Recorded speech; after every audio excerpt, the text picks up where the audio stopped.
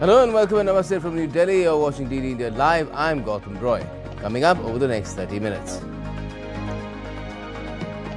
European Commission President Ursula von der Leyen says the EU is on the cusp of a mother-of-all deals trade pact with India at Davos just days ahead of her India visit.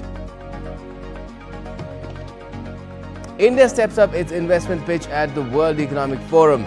Largest ever delegation, including several union ministers, chief ministers and business leaders, amplify India's call at Davos.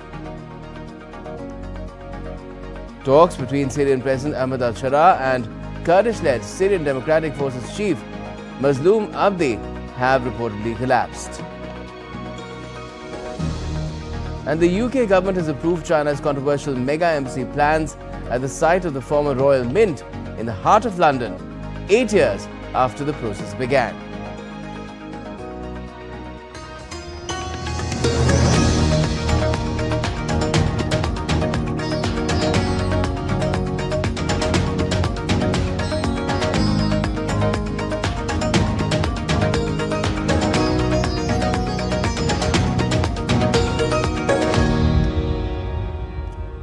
European Commission President Ursula von der Leyen, who is visiting India next week, has said that the European Union is on the verge of concluding a free trade agreement with India.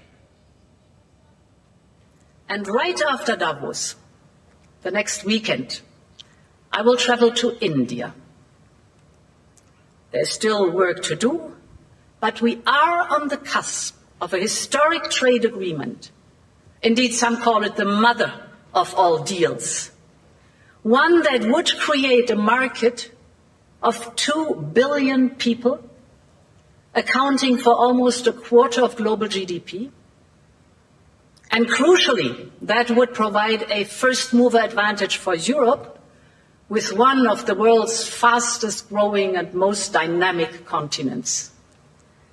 And speaking on the second day of the ongoing World Economic Forum annual meeting in the Swiss resort city of Davos, the European Commission President also said that the series of recent geopolitical shocks will force the European Union to build a new independent Europe.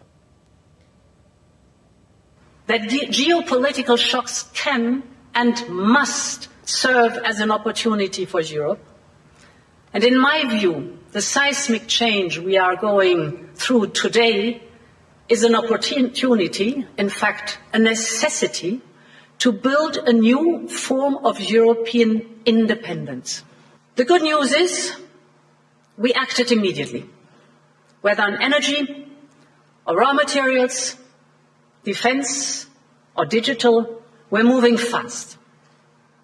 But the truth is also that we will only be able to capitalize on this opportunity if we recognize that this change is permanent. Well, apart from inking significant trade pacts, India is making a strong business pitch with its largest ever delegation at the World Economic Forum Summit 2026 in Davos. The delegation includes Andhra Pradesh Chief Minister Chandrababu Naidu, Assam Chief Minister Hemanta Biswa Sarma, Gujarat Deputy CM Harsh Sanghvi and many other leaders. Speaking at the joint press conference at the Indian Pavilion in the World Economic Forum, Union Minister for New and Renewable Energy Prasar Joshi highlighted the vision of Viksit Bharat or Developed India and the ambition of the people of India.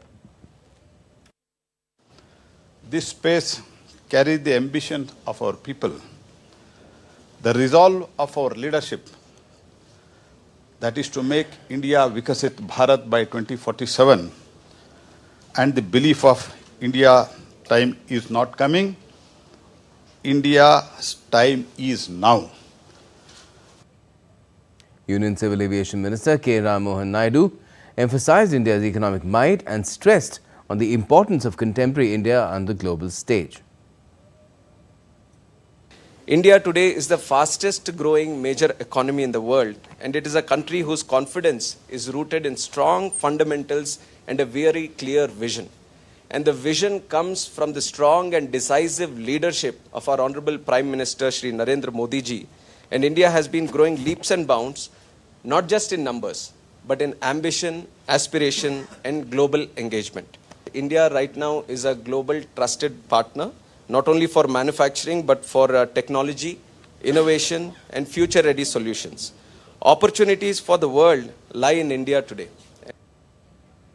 The Western Indian state of Maharashtra has opened WEF 2026 with a record 173 billion USD in investments commitments on the first day of the annual meeting.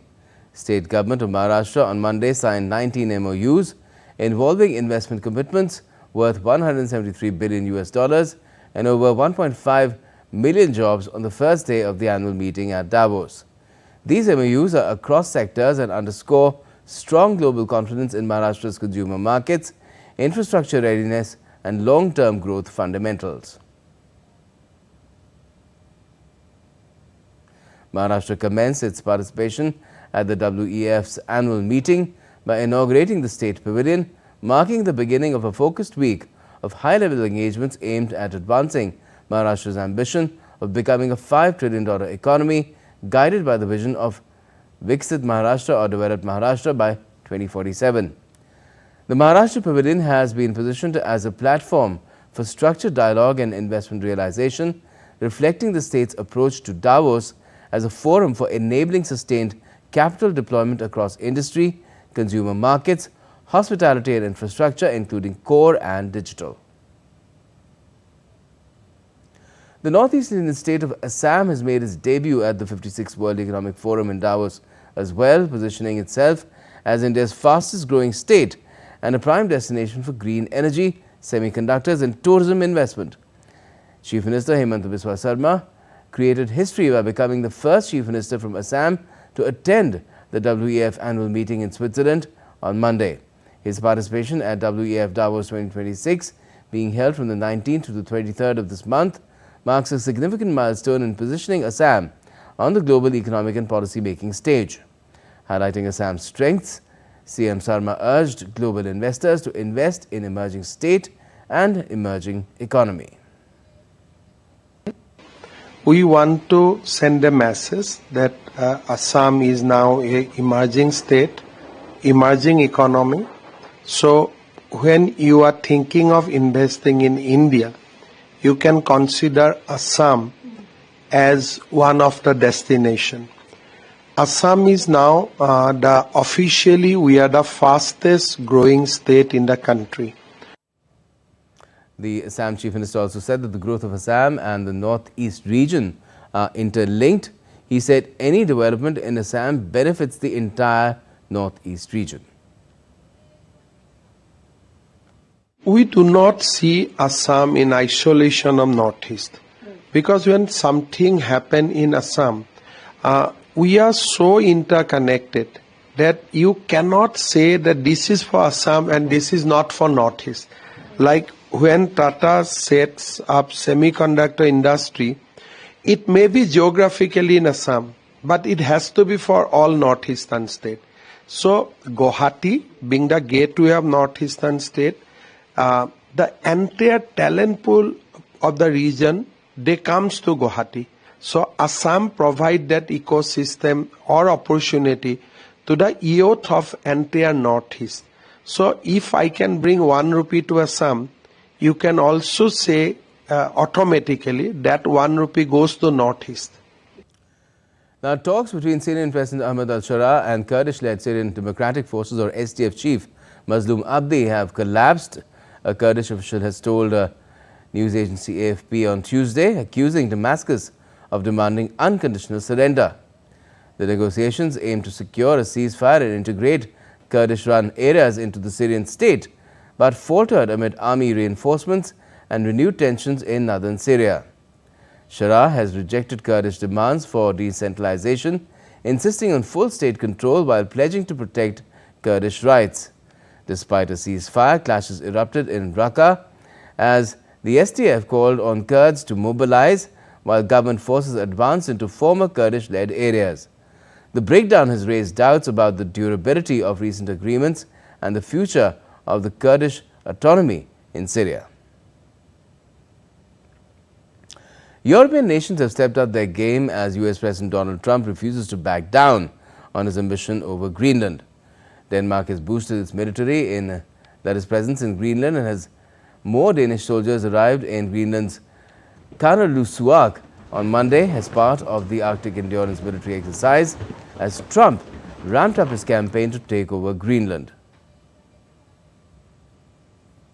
Greenlandic Prime Minister Jens Frederik Nielsen reaffirmed on Monday that the latest U.S. statements on controlling the island, including tariff threats against U.S. countries, will not change Greenland's firm stance in defending its right to decide its own future.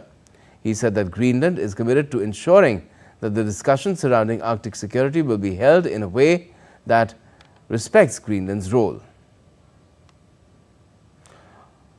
Also in a message to Norway's Prime Minister Jonas Gahr Støre, Trump has said, "I no longer feel an obligation to think purely of peace," citing his failure to win last year's Nobel Peace Prize, despite openly coveting it. German and French leaders denounced as blackmail threats by Trump to wield new tariffs against countries which oppose his plans. German Chancellor Friedrich Merz assured, and I quote, "We will, of course, protect our European interests, including German national interests," end quote. Denmark, meanwhile, proposed that NATO start surveillance operations in Greenland to confront security concerns. Danish Defence Minister said on Monday that NATO Secretary General Mark Rutte is very aware of the difficult situation that both the Danish realm and NATO is in regarding Greenland. The European Union said it would hold an emergency summit on Thursday to weigh its response, and that while its priority was to engage, not escalate, it was ready to act if needed.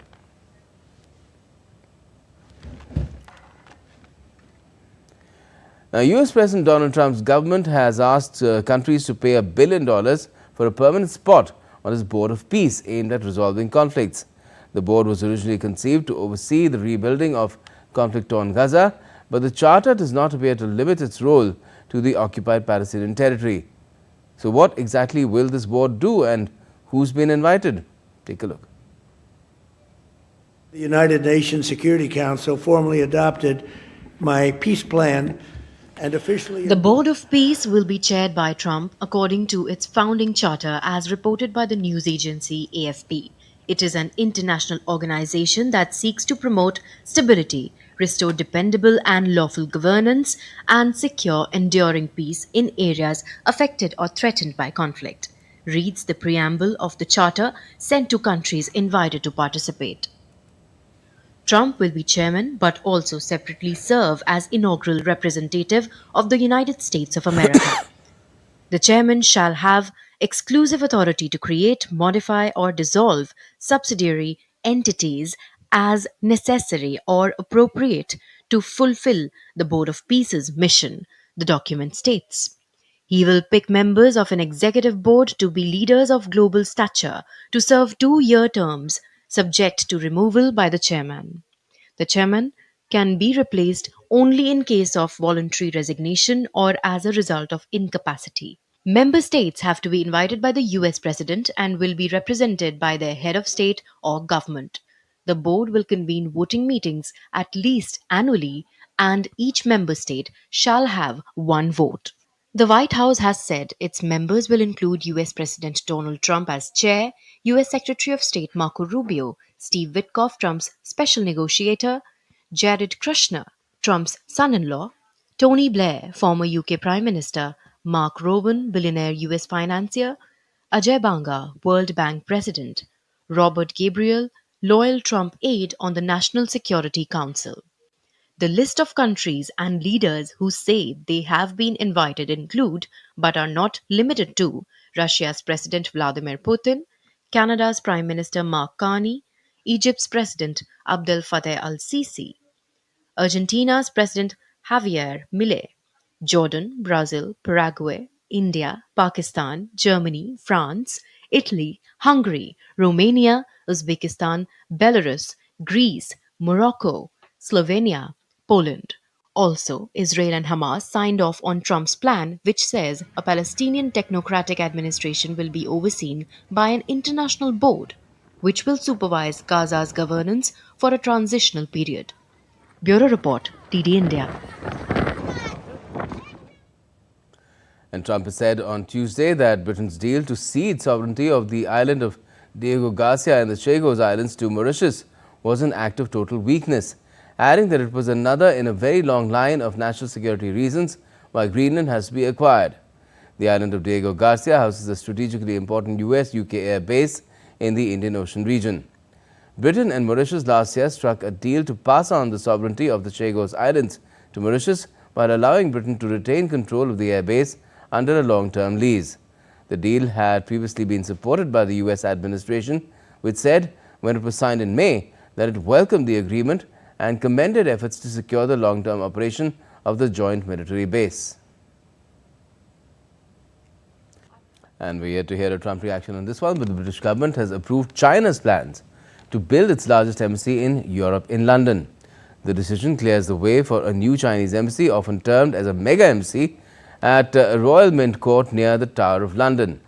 The 20,000 square metre site is set to become the largest embassy complex in the UK by area and one of the largest embassies in the heart of a Western capital.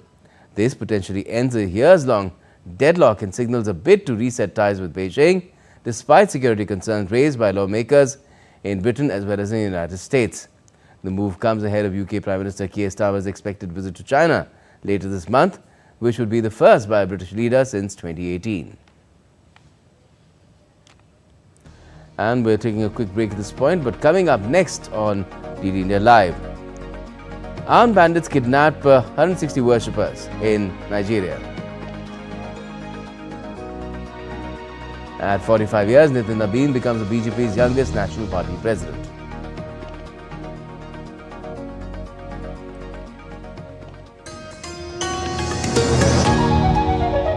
Can the US launch a bombing campaign against Iran? The Philippines vessel suffered structural damage. The saga of child sexual abuse is the United States China's debt trap strategy. Truth is stranger than fiction. But sometimes hard to uncover.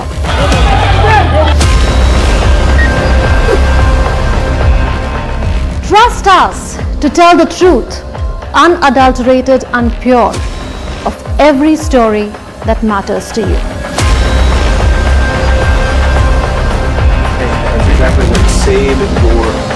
You read between the lines, cut the clutter, and connect the dots to get you the full picture. Watch Connecting the Dots at these times with me, only on DD India.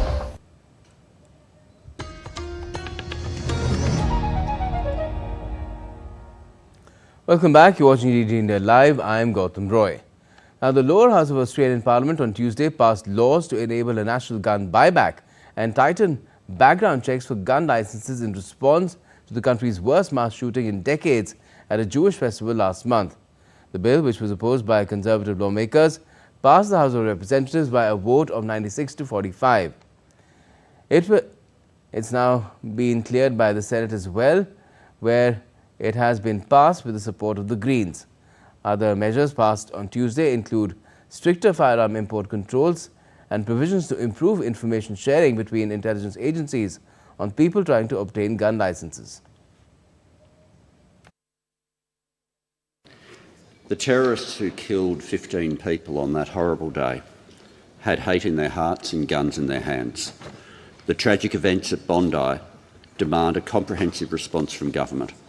As a government, we must do everything we can to counter both the motivation and the method. We must deal with the motivation of hatred and the method, the firearms that the attackers used to devastate so many lives. This bill delivers on the government's commitment to address the methods of that attack. In Nigeria, armed gangs kidnapped at least 163 Christian worshippers after storming two churches in the northern Kaduna state on Sunday. The gangs, known in Nigeria as bandits, frequently carry out mass kidnappings for ransom and loot villages, mainly in the northern and central parts of Africa's most populous country. Sunday's attacks are the latest in a wave of kidnappings targeting both Christians and Muslims in Nigeria. The attackers came in numbers and blocked the entrance of the churches and forced the worshippers out into the bush. That's what Reverend Joseph Hayab, head of the Christian Association of Nigeria for the country's north, said on Monday. A security report prepared for the United Nations said armed bandits attacked multiple churches in the area on Sunday, abducting over 100 worshippers.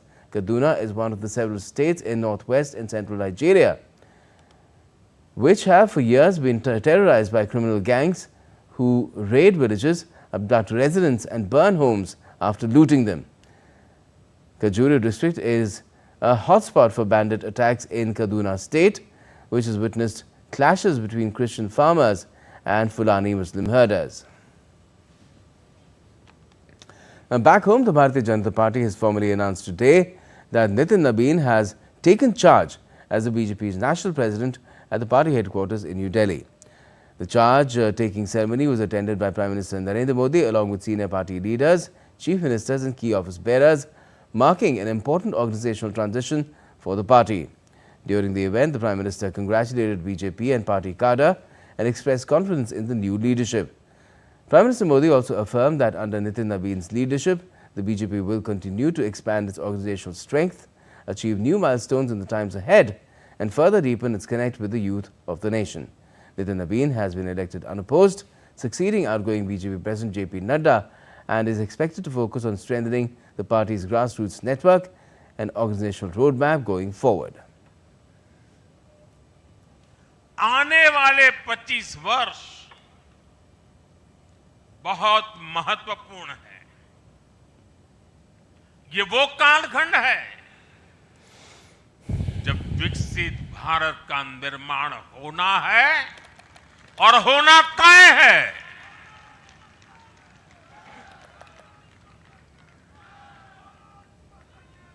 इस महत्वपूर्ण कालखंड की शुरुआत में हमारे माननीय नितिन नबीन जी BJP की विरासत को आगे बढ़ाएंगे। मैं आजकल के युवाओं की भाषा में कहूं तो नितिन जी खुद भी एक प्रकार से मिलेनियल है। वो उस जनरेशन से हैं जिसने भारत में बड़े आर्थिक, सामाजिक और टेक्नोलॉजिकल परिवर्तन होते देखे हैं। Now let's get you some sports updates as well. With the 6th edition of Khelo India Winter Games kicked off in Leh city of Ladakh as Lieutenant Governor Kavindra Gupta inaugurated the event. During the inaugural ceremony, local cultural troops performed, showcasing the diverse cultural heritage of Ladakh. The games will be held from the 20th to the 26th of this month, featuring a range of winter sports and bringing together athletes from various states and union territories. Figure skating, an Olympic sport, has been introduced from this edition in addition to the existing speed skating and short track skating. The games mark another important milestone in India's growing winter sports journey.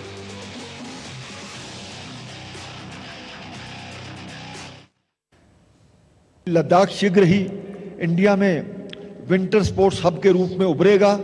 मैं सभी athletes को उनके best performance के लिए शुभकामनाएं देता हूं। गर्व और उत्साह के साथ मैं इस छठे खेलो इंडिया विंटर गेम्स के उद्घाटन की घोषणा करता हूं।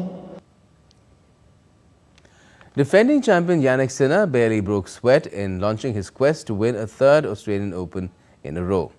Sinner strolled into a second round when French opponent Hugo Gaston retired with the second seed in full control of the match 6-2, 6-1. Should he win 3 titles in a row in Melbourne, Sinner would join Novak Djokovic as the only man in the Open era to do so, or rather the second man. Frenchman Gaël Monfils meanwhile bid farewell to Melbourne Park with a defeat. The 39-year-old battled all the way, but Australian qualifier Dane Sweeney prevailed 6-7, 7-5, 6-4, 7-5 in an epic battle lasting nearly 4 hours. Monfils, who has won 13 ATP titles, said in October that this year would be his last in tennis. Former Australian Open finalist Elena Rybakina reinforced her title credentials with a comfortable first-round victory in Melbourne. The 5th seed, who lost the 2023 final to Aryna Sabalenka, sent Slovenia's Kaja Juvan packing 6-4, 6-3. Rybakina, who won Wimbledon in 2022, faces France's Varvara Gracheva next. And that's all we have for this edition of DD India Live. but let us know your thoughts on the news of the day. And for those on the go, you can get all the latest news and updates from India and across the world on DD India's mobile app. It's available on both Android and iOS. Just scan the QR code on the screen there and download the app right away. And we'll be back with more news as it breaks here on DD India. I'm Gautam Roy, and from all of us here in Delhi, thanks for watching DD India Live.